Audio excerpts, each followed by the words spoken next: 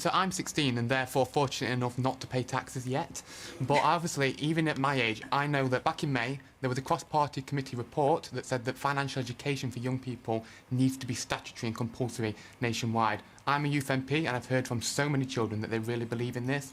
So I want to ask all of you, in a time where money has never been so important, where we've got the budget coming up, we've just emerged from a cost of living crisis, how are we going to ensure that all young people, whether they attend private or state school, receive the statutory financial education that they so desperately require? So you're suggesting it should be part of the national curriculum? Absolutely. At the moment it's advised but not compulsory. Some schools deliver it great, many do not. So it needs to be statutory, compulsory, so it's a one-size-fits-all approach. So all children, no matter what demographic, receive the education that they need to take into adulthood. All right, I'm going to come back to the young man's question there about statutory lessons on financial matters, and then the other points. So you make an incredibly powerful point. Because I'm a Scottish Member of Parliament, I'm not familiar with the English curriculum, but I'm very happy to take that up with Bridget Phillipson. If you look what Martin Lewis does literally every week in terms of financial education for all of us, I think there's a very powerful case to say, how do we make sure, as you say, as a social justice measure, that everybody across society, not just those whose mums and dads get access to financial advice, actually are money smart as they're growing up. It's not a service to young people